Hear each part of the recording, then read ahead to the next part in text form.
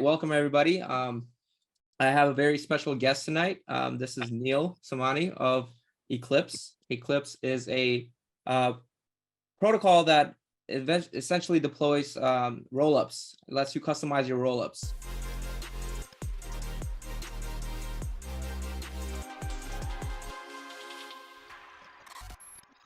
So I'm going to have him take over. But before we start that, I want to hear a little bit about Neel, about his introduction to blockchain, a little bit of his background and how he got started.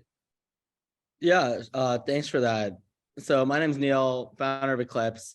My background was I was a quant over at Citadel. I was in the commodities group doing power and gas. Then I left. I was briefly building in the Terra ecosystem, and that was my first exposure to Cosmos. Terra, in some sense, is like a little bit not consistent with, Cosmos's vision of having app-specific chains. Terra is a general purpose chain. Wasn't even sector specific, but I liked the ecosystem because the quality of the developers was really high. I thought that there was some innovative stuff going on with just the stable coin itself. Unfortunately, ended up being the death of it, but I thought that Terra was really interesting. So I wanted to build some DeFi primitives there. I was building an EVM, so a way to run Ethereum bytecode on the Terra blockchain. Ultimately, Terra depegged, scrapped that project, spent a lot of time with the Celestia team, with researchers in the Cosmos and Ethereum ecosystems, just thinking about, in light of recent events with Terra, and then at that time, Solana was having some outages. There were concerns about other layer ones that were popping up. And the question is, what's the future of crypto going to look like in terms of the architecture required to support next generation applications? Things like on-chain decentralized networks, like social networks, physical infrastructure networks, on-chain gaming, which to some degree didn't really grow into what it could have been, given some of the most successful examples like Axie were hampered by their infrastructure that they were built on, such as the classic Ronin bridge hack, which was a result of Axie had so much demand that they had to relax some security assumptions. And ultimately that ended up leading to the hack. But if they had infrastructure that could support the level of crypto scalability that they needed, or just facilitate the functionality that they wanted, then maybe it could have been avoided. And in fact, maybe we'd have even better games on chain. So this is what got me interested. I was chatting with folks. I was in Chicago, like I mentioned, chatting with folks in the Solana ecosystem, whether people that were building, like my friend Sam Tapalia, Solana Core. I was talking with like Jerry Shao and Noah, who did the account compression, just thinking about like what kind of infrastructure could support these applications that weren't getting what they needed from layer one blockchains. And ultimately the Celestia team is what pushed me over. They made a very convincing argument that every time you spin up a layer one blockchain, there's major issues with adoption and from a technical perspective. Adoption meaning you need to get a bunch of liquidity on the chain. From a technical perspective, you need to obviously architect the whole blockchain. You need to secure the chain. You need to make sure it's reliable. Yeah, exactly, from scratch. Whereas the solution that we're proposing is, what if we instead had people spin up their own rollups? So it's like Cosmos for rollups, or like we describe it internally, build your own rollup, where you could pick the pieces that you want, whether it's a base layer, that could be Celestia, Polygon Avail, Eigenlayer. You could pick the virtual machine, whether it's an EVM, a Solana VM, soon we'll offer Move. And then you can layer on additional customizations, such as new opcodes or system programs. Maybe you want to do full matrix multiplication on chain. That's something that can be facilitated if you have your own chain, whereas that's not really possible to do on, like, I don't know, the Solana mainnet. So these are the kinds of use cases that we're thinking about, whether gaming or physical infrastructure. We wanted to hit this market. Had a lot of like interesting inbound right off the bat, ultimately capped the number of testnet partners to 10. And that's where we're at right now. So we have big crypto ecosystems deploying their own Eclipse chains. We have games. We have, like I mentioned, physical infrastructure networks. And that's what we've been focusing on right now, collecting great feedback. We're going to be presenting some stuff at ETH Denver. Awesome. So I kind of want to bring us backwards a little bit. So this Eclipse is essentially like a modular blockchain solution, pulling the advantages from all these different blockchains and bringing them into one system. But I want to kind of like move backwards a little bit and act like, we're somebody that doesn't know what a modular blockchain is. We're somebody that's not familiar with the execution layer, all that stuff there, because I really want the intention for this call for at least the beginning of it to be set on how do we explain Eclipse to an individual that is brand new to all of this, that isn't very familiar, that is maybe a 5-year-old. So how would you explain Eclipse to somebody that's in like maybe 4th grade? So the way I'd explain it to them is very different, and it would probably lose some technical accuracy, but I'd say it's like build your own blockchain. You want a blockchain for your application, maybe you're a game and you want to add some privacy or anonymity features, or you want to verify that when a coin is flipped in a game, that it was actually done randomly, that it was no one was rigging that coin flip. So for these kinds of use cases, you'd need your own blockchain. And that's what we offer to people. So I wouldn't distinguish like between rollups versus layer ones for a 4th grader, just because it just go. And actually some of our customers, we don't bother explaining either. And then once we get into the nuances, then we start saying, yeah, this is the difference between if you used us versus doing your own layer 1 blockchain. But that's something for like a separate discussion. If I could go like a step above that, if you think it'd be useful in terms of what's the life cycle of a transaction for like a normal blockchain or like a monolithic blockchain, and how is that different for monolithic chains? Would that be useful, or do you want to take it in a different direction? No, absolutely. Definitely take it to this direction, because I think it's important to highlight the differences between the monolithic chains and what Eclipse is building. Yeah. So the short answer is that for like a normal monolithic chain, there's a bunch of functions that it's trying to do. When you say monolithic chain, for those that aren't maybe familiar with that term, could you break that down? Like you send a transaction to a blockchain, and a blockchain is like, it's a key value store. It has a bunch of data, and anytime you run a program, that data is going to change, and it should change in a deterministic way. It follows some set of rules.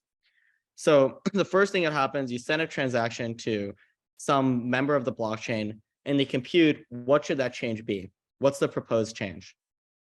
They do this for a bunch of transactions, and they produce a block. So that block, it needs to be made available to everyone on the blockchain network. They all have to have access to it. They all vote on it. They all say this block is valid, and then the blockchain keeps going. So that's a typical blockchain. So it's trying to execute programs. It stores the results of those programs. And then in some cases, let's say you did some computation off chain and you put it back on chain, you'd have to verify that that computation was done correctly. So that's called settlement. And that's more relevant for modular blockchains. Modular blockchains are like a set. It's rather than doing everything on the same chain, modular blockchains would include rollups. It would include validiums, which means you store the result on chain, but the data of that rollup is stored somewhere else. Maybe it's stored in AWS or something like that. So the security of that data layer matters a lot, because if no one can retrieve it, they can't reconstruct the chain. Whereas before on Ethereum, all the data is available to everyone. It's not stored in a separate place. So that's one thing that you're losing when you switch to a validium. There's a volition where you could choose different places. You could choose to store it off chain, or you could choose to store it on chain. So these are all different modular architectures. And what modular means in this context is those functions: execution, the part where it's storing data is consensus and data availability, or the part that it verifies the correctness of the state transition that's being proposed, settlement. In some way, these modular blockchains share infrastructure to do one or more of those functions. So that's what a modular blockchain is in general. And then there's questions about what will the future of modular blockchains look like? And then it can get a little more sophisticated, because if you're familiar with the Optimism or Arbitrum implementations, the way that they verify correctness of a transaction is, let's say you see something that was executed wrong, you basically tell Ethereum, you're like, hey, Ethereum, this transaction was not run correctly. And they'll rerun the part that you disagree with. And then through that process, it's called the challenge process. Then they determine who's right. Someone might lose some money, someone might make some money. And that's how Arbitrum does it. And that's called enshrined settlement. But you don't even have to do settlement in that way. You could do settlement in some other separate process, which is called sovereign settlement. And the advantage of doing that is now you've decoupled yourself from the layer 1 blockchain. So this is getting a little too technical, but this is just kind of motivating. What is Eclipse? Why is it built this way? And the motivation is that we don't want you to be coupled to any layer 1 blockchain. So we do sovereign settlement. We've re-architectured it so that the entire rollup can run in such a way that you could switch the layer 1 in the future. And your options are, you could use Ethereum, you could use Celestia, and maybe one day you're like, hey, this is too expensive. I don't need the security that Ethereum's offering. I want to switch somewhere cheaper. This gives you that flexibility. And it also has interesting economic implications on different gas prices. I like when I've listened to one of your interviews before, and you mentioned that Terra was also like a motivator for that, because the Terra failed is essentially, right, and you were building EVM for Terra at that time, I believe. Yeah, So, exactly. The right. success of the project was completely predicated on the success of Terra itself. And that's what happens when you deploy to a monolithic layer one. To some degree, you're just betting on the beta of that blockchain success. And it's happened so many times before where people put a lot of effort to deploying to some monolithic layer one that seems really hot. And then it goes to mainnet, and it's just not really that popular, like EOS or some of these other blockchains. One thing that I kind of want to back up again real quick. So in order, if I was somebody that was coming in and I wasn't too familiar with modular blockchains, or even maybe I only had surface level knowledge of blockchains in general, and something that you mentioned was the different layers, right? The settlement layer, the execution layer, that stuff. So can you kind of compartmentalize those different layers for us real quickly and give us like a fourth grader's perspective of how to understand what those layers are? Yeah, sure. So maybe all of us in the call right now, we're like running a blockchain. And in general, for us to, let's say Mo wants to send like Ryan some money or something. So he'd shout out to all of us. He'd say, hey, I'm going to send Ryan some money. We'd all write it down. And then Mo also says, okay, after this, I have $1,000 and Ryan has $2,010 or something. This is the end result. And we all verify, okay, does that match up with what we locally have recorded? This is pretty expensive. You have to do this with everything. And maybe Mo wants to do something more sophisticated than just sending money. He wants to run like a full program or something. Blockchains let you run full programs. So that in general, you don't want to do all that. What Mo is doing is execution. And what we are all doing is achieving consensus on that execution. But doing both of these things in the same place, it's very expensive, because every time something happens, you need to tell all of us. Another difficulty is that all of us need to know the rules that Mo is using in order to, like, sending money is simple, right? You just subtract money from one person and add money to another person. But maybe there's some more sophisticated types of programs that Mo wants to run. Now, all of us need to be aware of how to verify that those programs are run correctly. So this is what rollups are solving for. It's like if Mo and a few other people all went into some other room, and Mo is just writing down, oh, hey, this guy's sending money to this other person, keeps track of like hundreds of transactions that occur. And then every so often, for an optimistic rollup, Mo will tell all of us in the room, these are all of the transactions that occurred, or these are all of the programs that were run. And we're not going to check that it's correct. In this case, we're just going to say, okay, Mo, like that's what he said went on. We're going to all write it down, and we're going to just wait. And anyone who cares enough, maybe my transaction was included in that list, I'm going to rerun everything and make sure that Mo did it correctly. And if I see that something was wrong, then I'm going to tell everyone, and I'll challenge it. And I'll say, hey, like that was actually not run correctly. I bet like $1,000 that this was wrong. And in that case, that's called the settlement process. There's another type of settlement where alongside the block or the list of transactions that Mo gave, he'll also give some evidence that it was computed correctly. And that's called a zero knowledge rollup. It sounds like what you guys are offering is more like you have a restaurant menu and you get to pick and choose like what you want to build as, like, let's say the ultimate product is a pizza and you put different toppings, and whether it's virtual machine, execution, interoperability, all of that. And it kind of custom fits, for example, an enterprise or a business's needs if they want to deploy a chain. Yeah, if you view like the different blockchain pieces, like virtual machines versus data availability layers, you could view those as ingredients. But I might even like spin that a bit and say what this is doing is basically saying, why don't you take, like, we're going to just like have a restaurant where people sit there and we don't tell you what there's no menu for this restaurant. All of you can go into your own little roll-ups or your own rooms, create your own menu, get your own equipment, and you're going to cook dishes however you want. And you're going to give those to people sitting in the room. And if someone in the room is like, hey, that dish wasn't cooked correctly, then they're basically going to have to know, how do I verify that this bacon was grilled correctly? They're going to have to know themselves how to cook bacon. They're going to have to know, if they ordered pancakes, they have to know what a correctly cooked pancake looks like. And they're able to dispute and say, or in another case, you might just say, hey, I'm a Michelin star chef. I know what pancakes look like. Here's the evidence. And then they're going to just take it. But that's more what it's like. It's like everyone gets their own kitchen rather than sharing the same set of tools and the same ingredients. Because when you're sharing the same set of tools and ingredients, there's only so much to go around. Maybe I'm cooking a huge meal. Now I'm going to be interfering with the meal that you're trying to cook.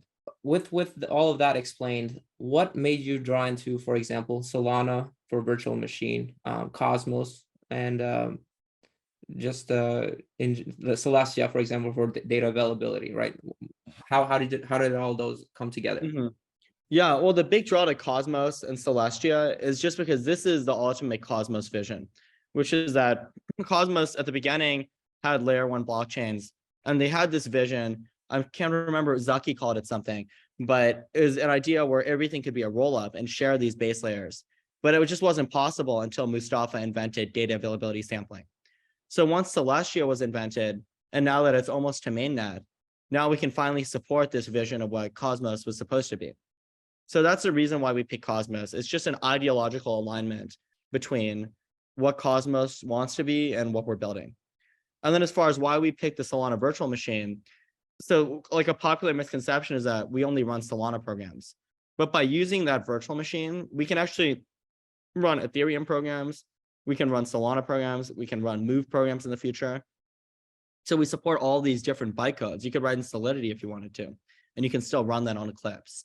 So that's the reason why we picked the Solana virtual machine, for its versatility. If you were to explain a virtual machine to someone like they were 4 years old, what would you say? Yeah, I like these questions too, because I feel like it does a good job of hitting all the different types of audiences. But a virtual machine is like, let's assume that they know what like a programming language is. A programming language lets you write almost in plain English. It gets pretty close. You get to say, I want to repeat this thing 10 times. I want to access this website. I want to take the first 5 words of this website and do something else. It's in plain English, basically. But ultimately, your processor doesn't know how to interpret English. It interprets, well, really, it comes down to actual electrical signals in your circuit.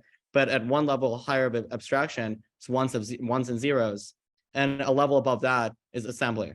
And the virtual machine is basically able to do this assembly code and able to compute the result of assembly programs. And assembly doesn't have options like, there's no function for I want to access the internet. The functions are like, I want to add these 2 numbers. I want to subtract a number. I want to multiply.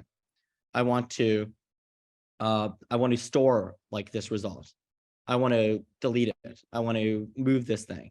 So in memory. So it's very low level operations, but that's actually sufficient to support all applications. And ultimately, any application that you run is converted to this assembly language, which is run by an actual machine.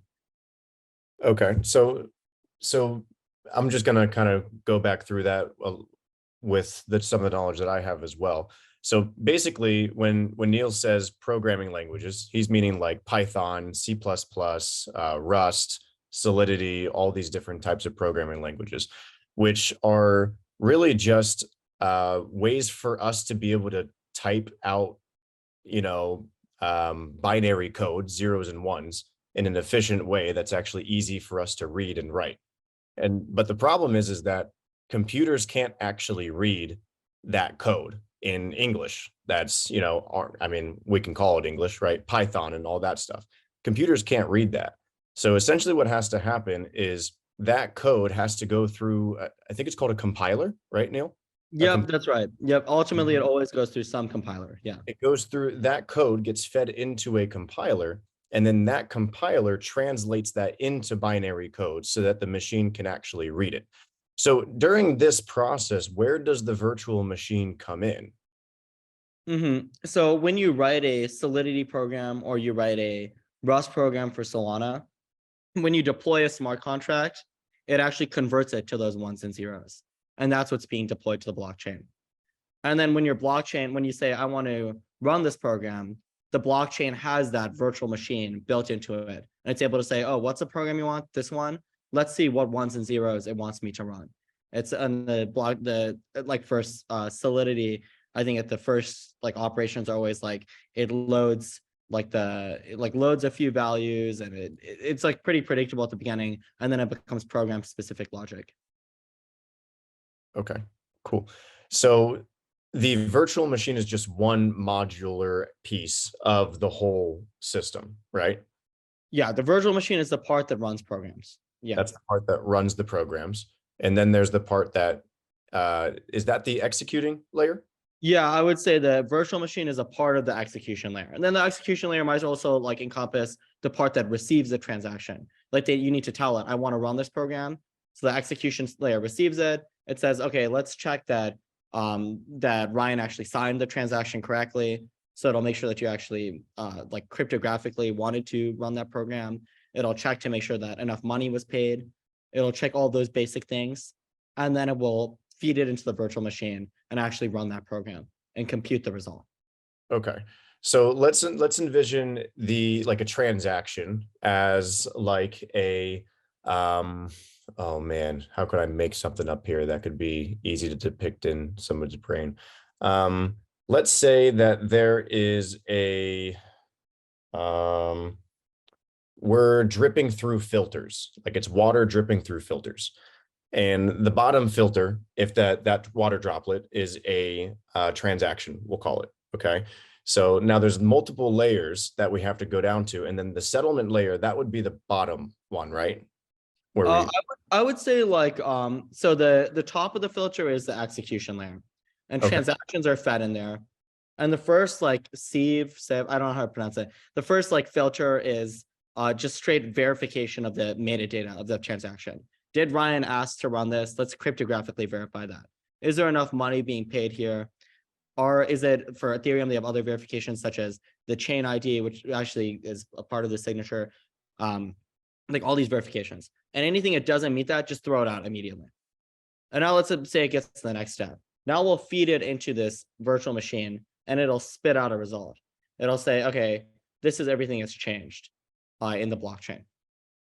And then that result would be posted to a data availability layer, or we'll call it like a consensus and data availability layer, where what that's doing is it's just saying, this is what happened according to this guy who executed transactions. This is the order of transactions that was run.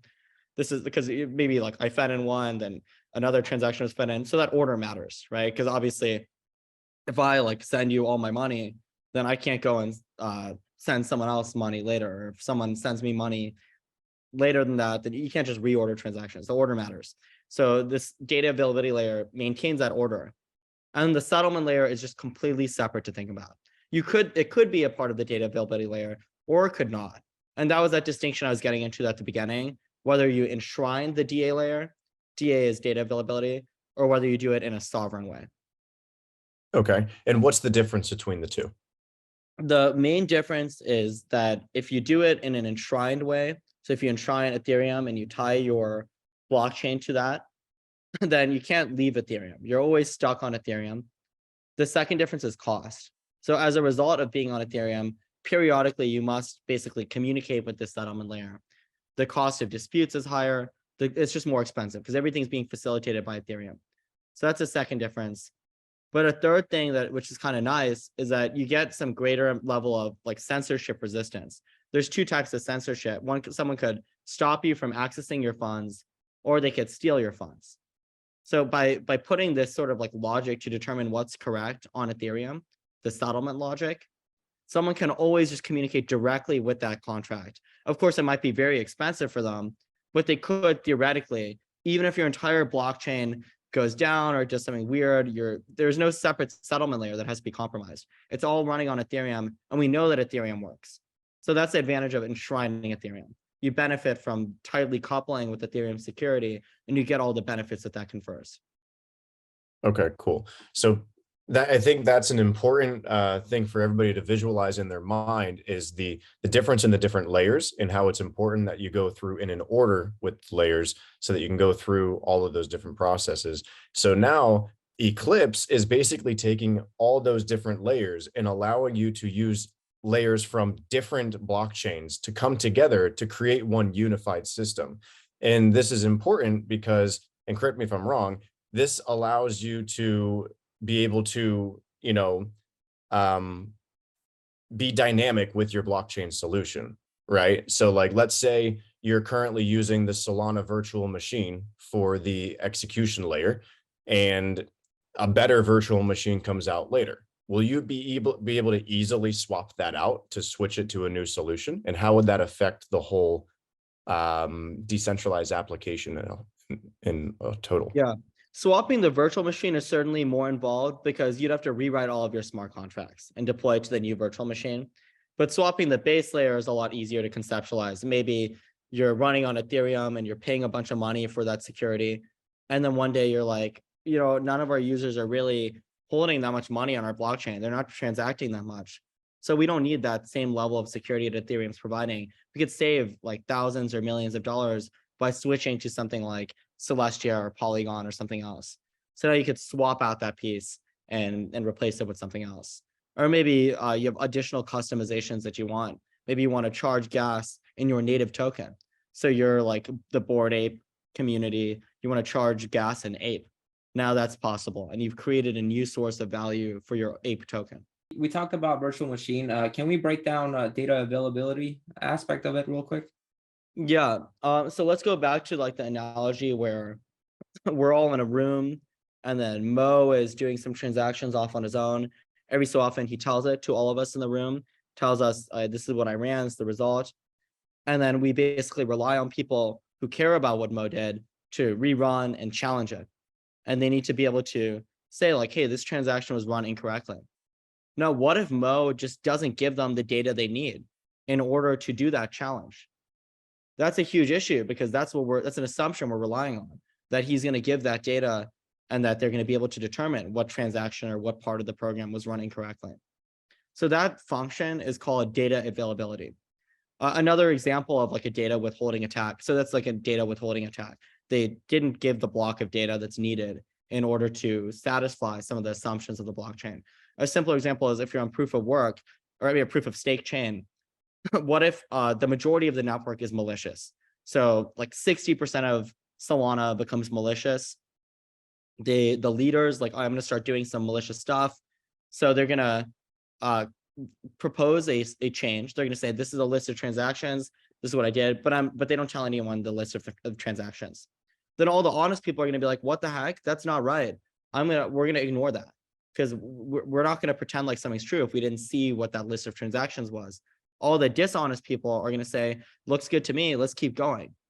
So if you're someone who's just a user of the blockchain, how do you tell the difference? How do you know if these guys actually didn't receive the data versus the majority who's actually dishonest, who's saying, we received the data and this is correct? So that's a data withholding attack.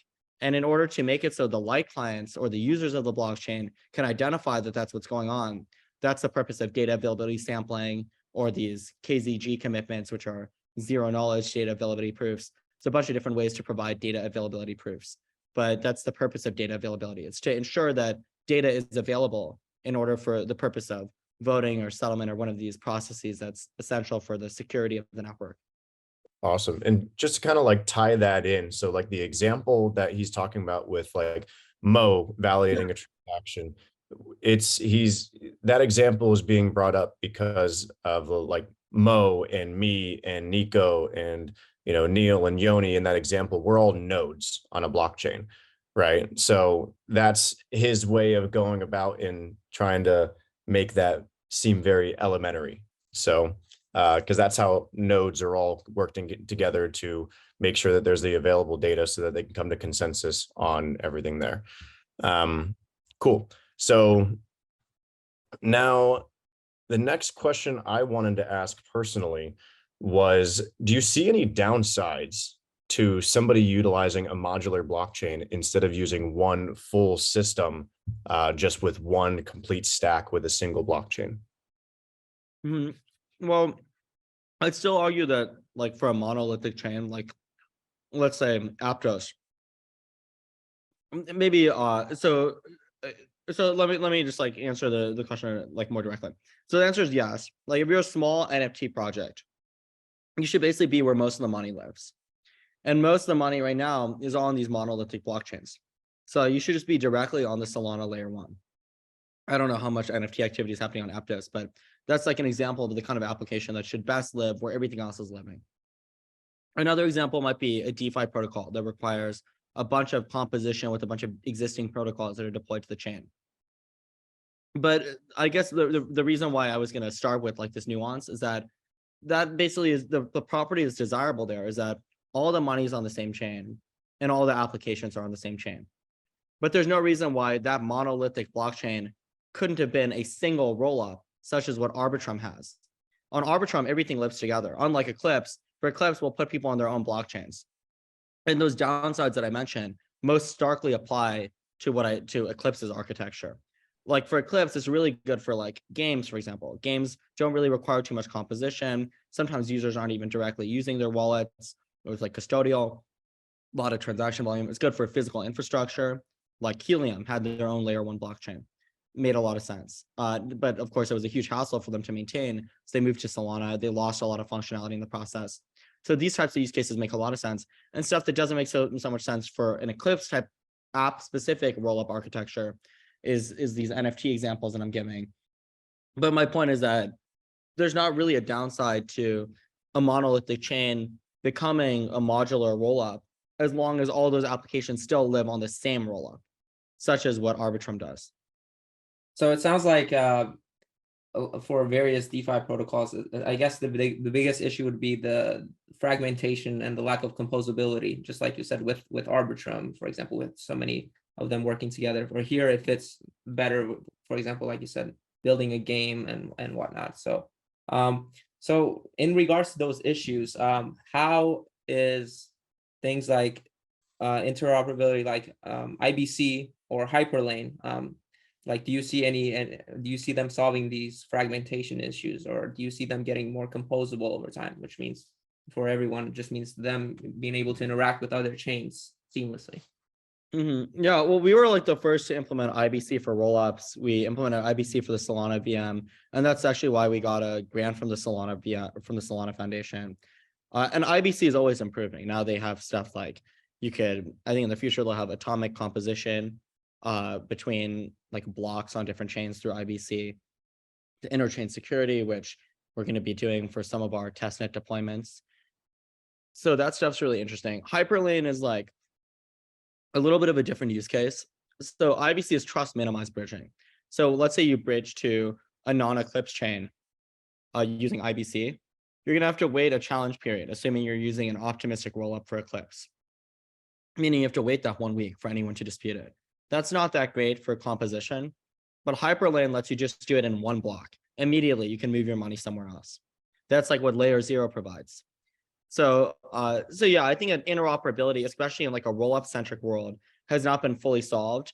And you need someone who recognizes like, it's not about making a solution that works for like, I don't know, like the 20 biggest chains. That's not what we need. We need something that assumes there's like 1,000 chains or some like ridiculous number of chains. How do you seamlessly interoperate between them?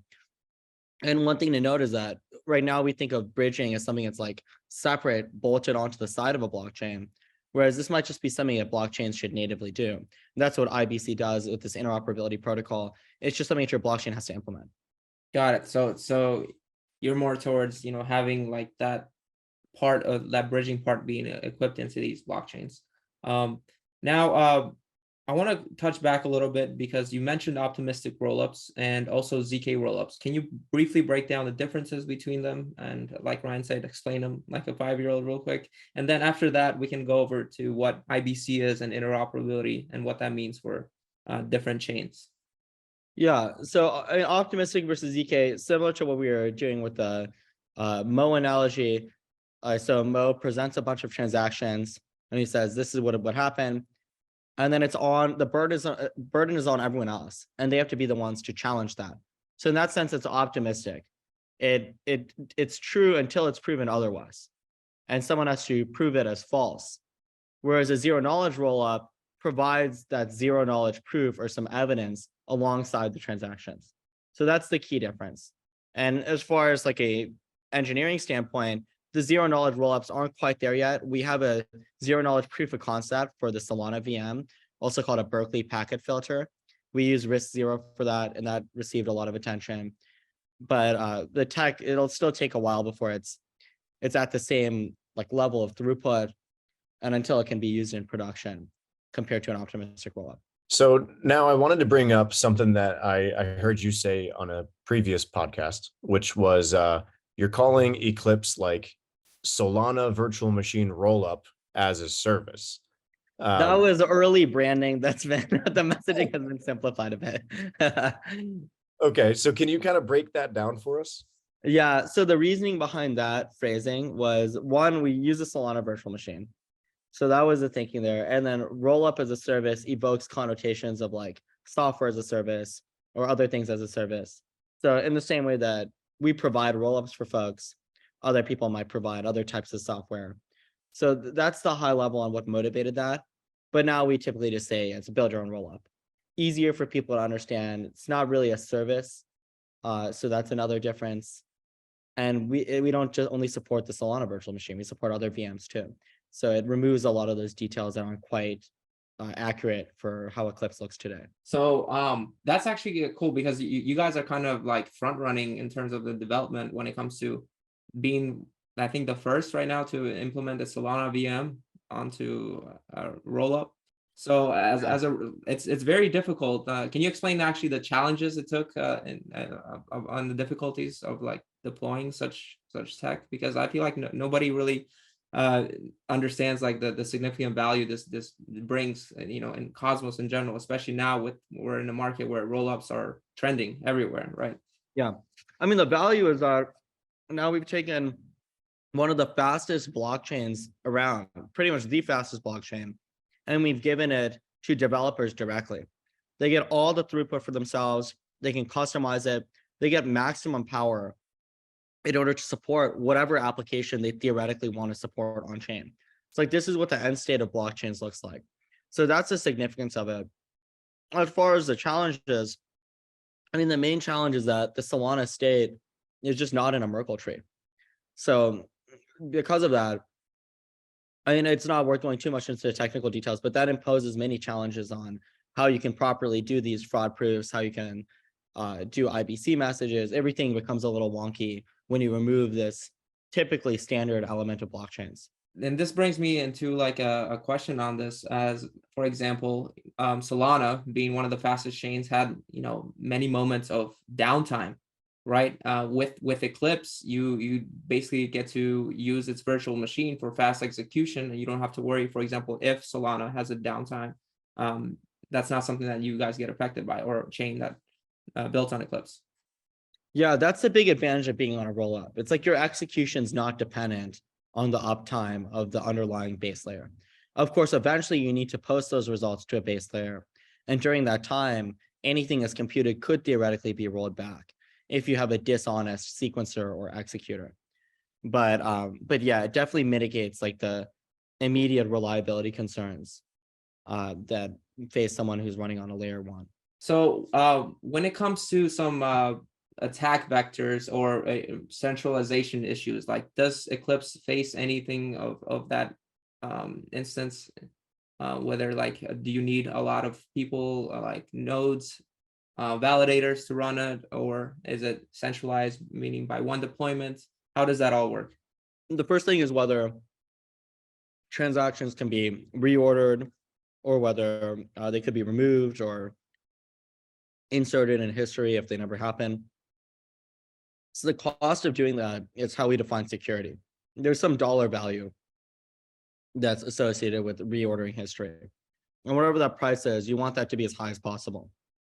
And that's where rollups really shine. You get to borrow that security from the layer one blockchain.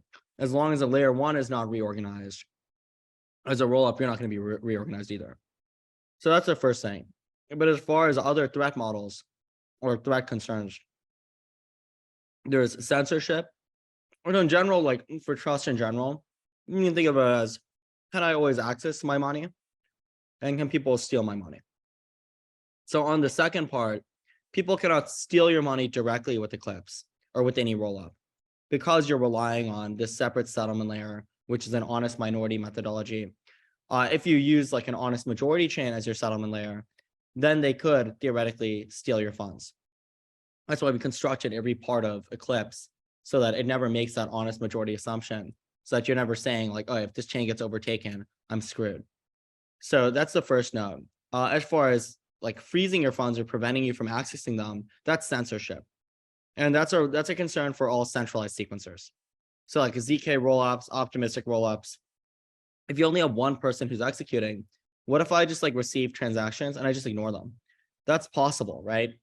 And that's where like enshrined settlement, what I was talking about, where you're kind of mitigating that censorship concern when you use Ethereum as your settlement layer, because anyone could theoretically just communicate directly with Ethereum. Whereas when you have a centralized sequencer and sovereign settlement, then you need to have some plan for working around that. So there's a bunch of ways to decentralize a sequencer down the line, and we're going to adopt one of these, and we have this plan in progress to do that. But that's the high level on like the kinds of the different threat models. And to some degree, censorship is kind of equivalent to stealing money, because like if you can indefinitely censor funds, then I can just say like, oh, give me all your money except for $10. I'll give you $10 back. And I've basically stolen it, because in expectation, you're not going to be able to get that money at all unless you take this deal. Yeah, that definitely would be an issue. So now I kind of want to dive into some of the competitors that you kind of have. And I say competitors, but you know, there's plenty of room for everybody, right? So, but I kind of want to dive into like what separates Eclipse from like Dimension, Eigenlayer, and Polygon Avail. Yeah, so Eigenlayer, Polygon Avail, Celestia, these are all actually pre-seed investors for Eclipse, and we can use any of them. So those are all data availability layers. They're base layers. Eclipse can post blocks of data to any of these services. That's like the short answer there. As far as Dimension, I think they do EVM rollups, and they have an honest majority chain, from what I understand. And they enshrine that honest majority chain for settlement. Whereas for Eclipse, we do EVM, we do SVM. We didn't do the traditional honest majority thing.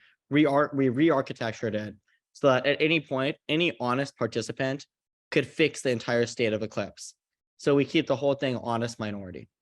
And that's the main difference. The other thing is that we have a customizable base layer. So Eclipse is more about customization. It's not really like I think Dimension's like a standard offering. You can spin up an EVM chain, you can use their settlement layer. For us, it's like you can mix and match the pieces. And the whole hope is that I think they also have an SDK. Eclipse isn't building an SDK.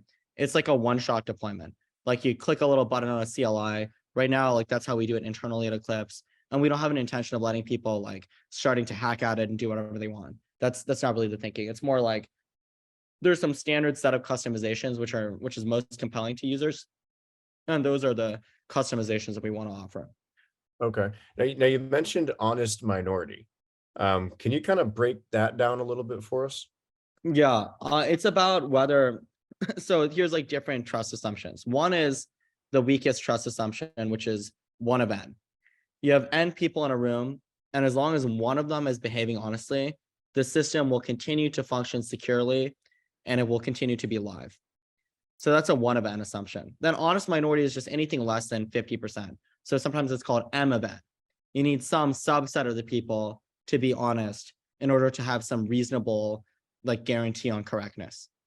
And then the worst case is an honest majority. You need most of the people to be honest in order for this chain to work correctly. And when you're saying people, is that like Most of the nodes, most of the full nodes. Yeah. Okay. And now is the honest minority what's the downside and the upside to kind of going with, you know, one extreme or the other?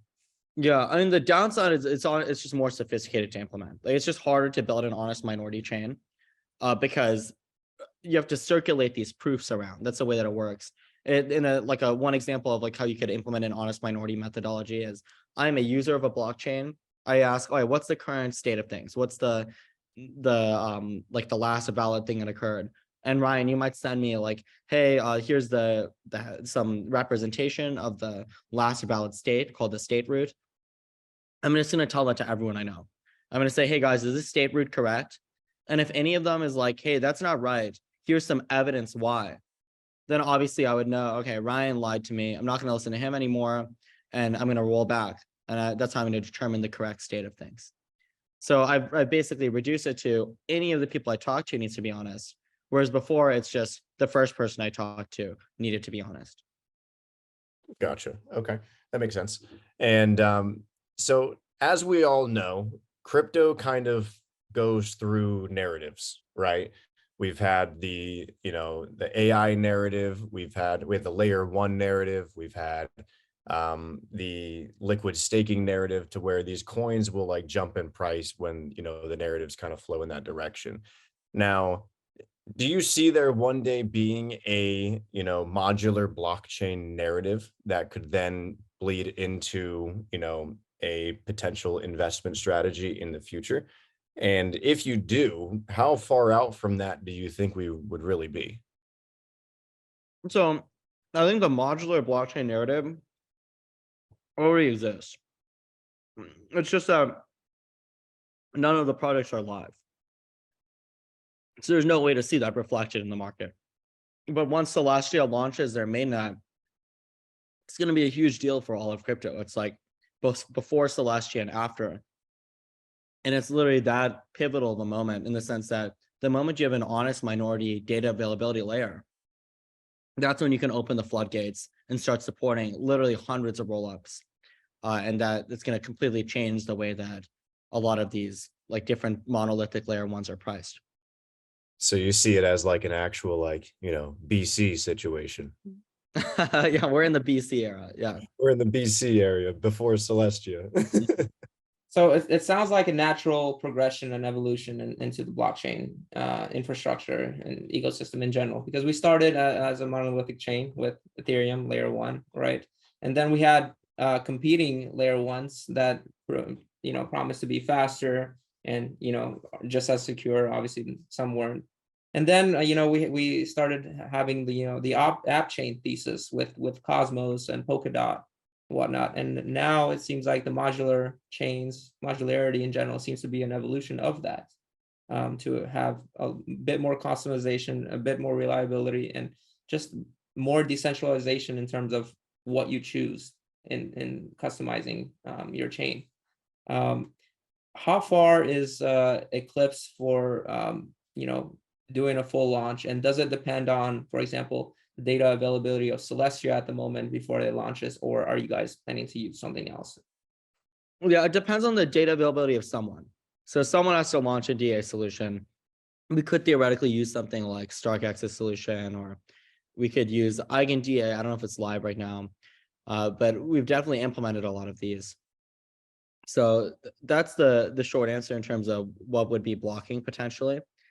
Right now, we're pretty heads down and we're totally at capacity, just supporting these 10 testnet partners who are just actively iterating with us, because we give like solutions engineers to all of them.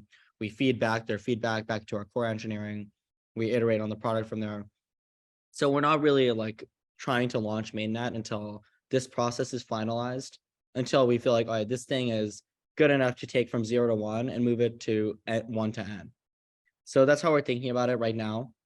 But I target like Q2 for some sort of, I don't know about permissionless deployment, but definitely something a little bit more permissionless than what we have right now.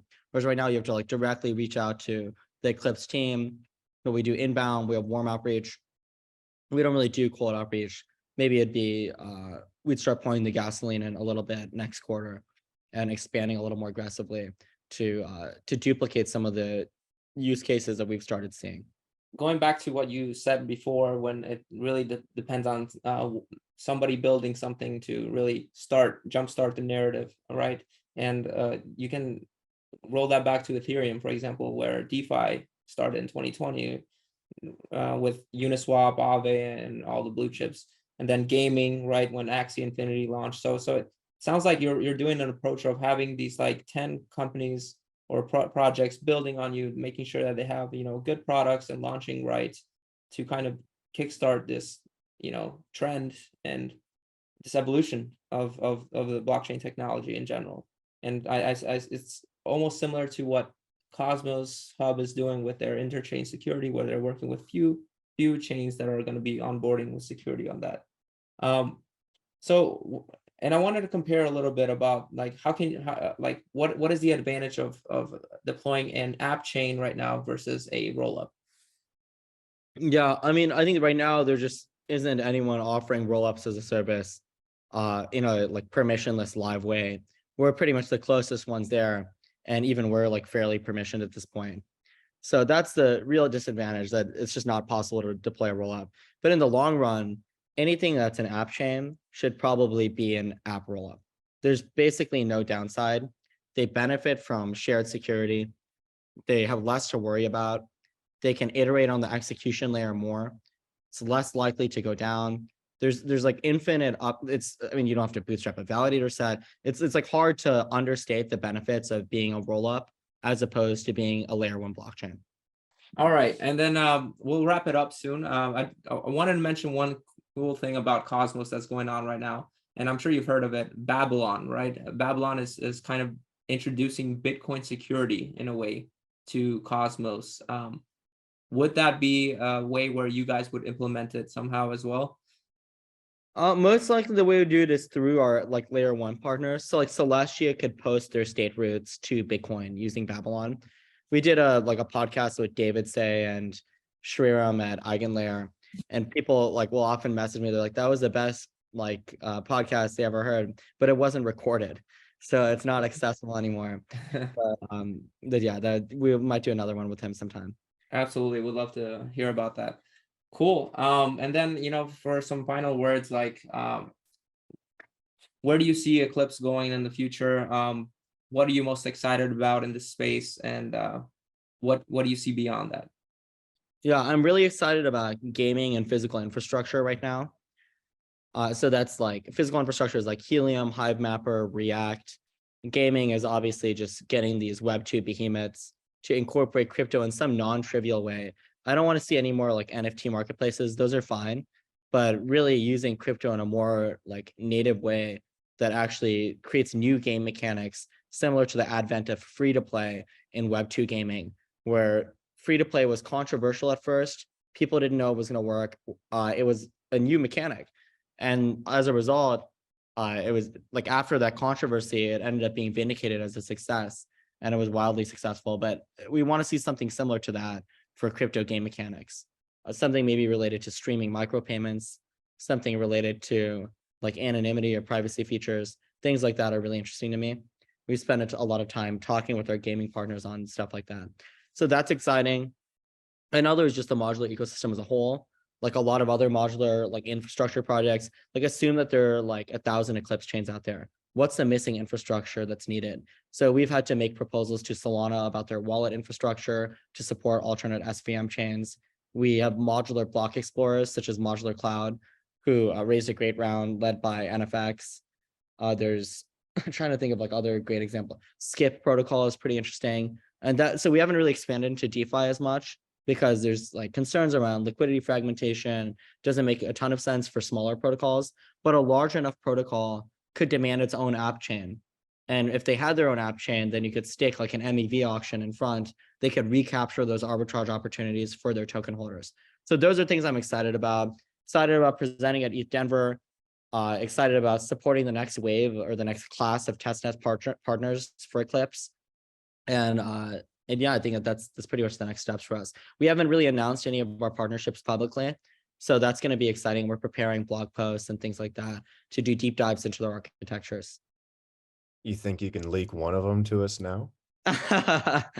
That's really tricky. I should really ask. I think right now is tough. Yeah, I think I can circle back with you.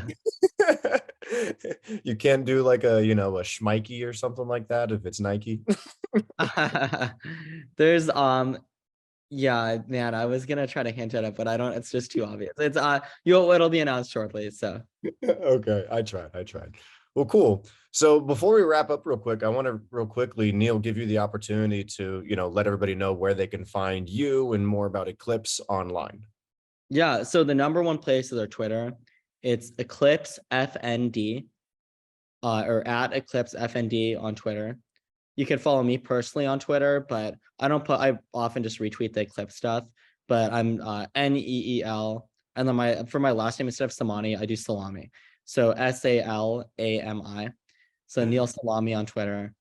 And then we have our website, and there's a mailing list on there where you can sign up. We'll send out updates as things come out. Those are the best ways to reach us. And if you think that you have a really great use case for an app chain, so for our testnet partners, to be clear, it's not all like huge protocols. Maybe half of them are, but half of them are like early stage, but they're just really interesting use cases. We're like, we want to see more of this, and this is well suited for its own app chain. So we're going to support them as like a 10 out of 10 on our ideal customer profile. So those are the types of use cases we're looking for. People who have a specific reason why they need an app chain, as opposed to being on the Solana L1 or something. Because if you belong on the Solana L1, we're probably just going to send you there, because we can only support so many folks anyway. Awesome. Cool. Well, Neel, thank you so much for our time. I'll close this up real quick.